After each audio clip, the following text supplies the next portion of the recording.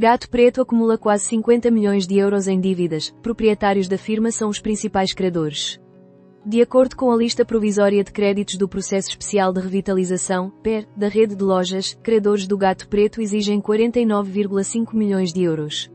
Aproximadamente 25% dos créditos pertencem a bancos, enquanto o Grupo Aquinos, proprietário da empresa, detém mais de 50% do montante total.